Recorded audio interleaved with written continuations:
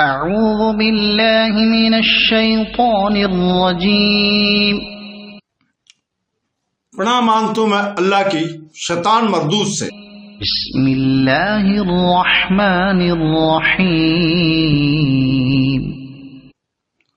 شروع کرتا ہوں اللہ کے پاک نام سے جو بہت بڑا مہربان نہایت رحم والا ہے۔ انا ارسلناک بالحق بشیرا ونذیرا ولا تسأل عن اصحاب الجحیم۔ ہم نے تجھے حق کے ساتھ خوشخبری دینے اور ڈراوا دینے والا بنا کر بھیجا ہے، جہنمیوں کے بارے میں تجھ سے نہیں پوچھا جائے گا۔ یہ آیت کریمہ حدیث میں خوشخبری جنت کی اور ڈر اور جہنم سے دوسری قرات بھی ہے، اور اس مسعود کی قرات میں بھی ہے، یعنی تجھ سے کفار کی بابت سوال نہیں کیا جائے گا، جیسے فرمایا یعنی تجھ پر صرف پہنچا دینا ہے، حساب تو ہماری ذمہ ہے۔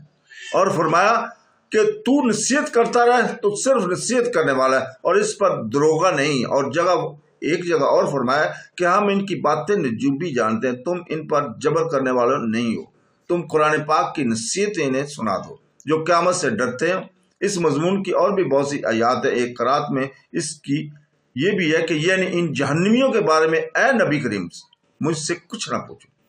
عبدالرزاق میں ہے کہ رسول پاک صلی اللہ علیہ وسلم نے فرمایا کہ کاش کہ میں اپنے ماں باپ کا حال جان لیتا، کاش کہ میں اپنے ماں باپ کا حال جان لیتا، کاش کہ میں اپنے ماں باپ کا حال جان لیتا۔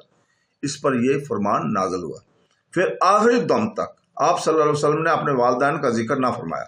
ابن جریر رحمۃ اللہ علیہ نے بھی اسے برویت موسیٰ بن عبید وارد کیا ہے، لیکن اس راوی پر کلام ہے۔ قرطبی رحمۃ اللہ علیہ کہتے ہیں کہ مطلب یہ ہے کہ جہنمیوں کا حال اتنا بد اور برا ہے کہ تم کچھ نہ پوچھو۔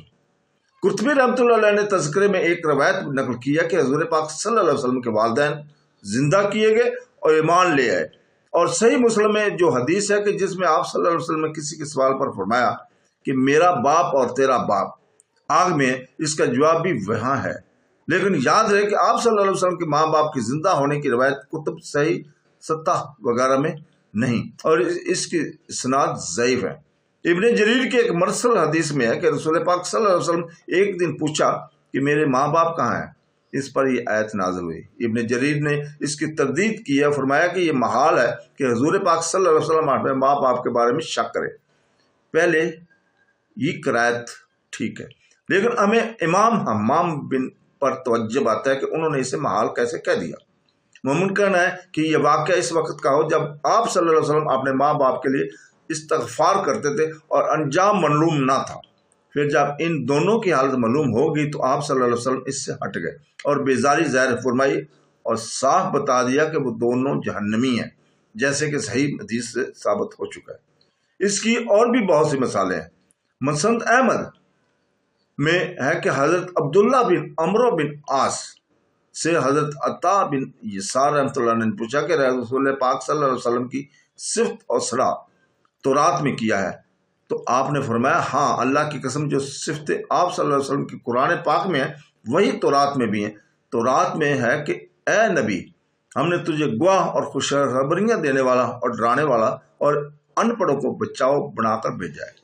تو میرا بندہ میرا رسول صلی اللہ علیہ وسلم ہے، میں نے تیرا نام متوکل رکھا ہے، تو نہ بد زبان ہے، نہ سخت گو، نہ بد خلق، نہ بازاروں میں شور گل کرنے والا ہے، نہ برائی کے بدلے برائی کرنے والا ہے، بلکہ معاف اور درگزر کرنے والے ہیں۔ اللہ تعالیٰ انہیں دنیا سے نہ اٹھائے گا جب تک کہ ٹیڑھے دین کو ان کی وجہ سے بالکل ٹھیک اور درست نہ کر دے، اور لوگ لا الہ الا اللہ کا اقرار نہ کر لیں، اور ان کی اندھی آنکھیں کھل نہ جائیں، اور ان کے بہرے کان سننے نہ لگ جائیں، اور ان کے زنگ آلود دل صاف نہ ہو جائیں۔ بخاری کی کتاب البوہ میں بھی یہ حدیث واقعہ ہے، اور کتاب التفسیر میں بھی ہے۔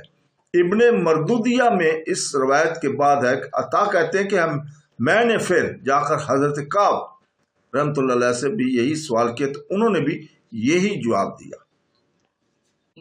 صدق اللہ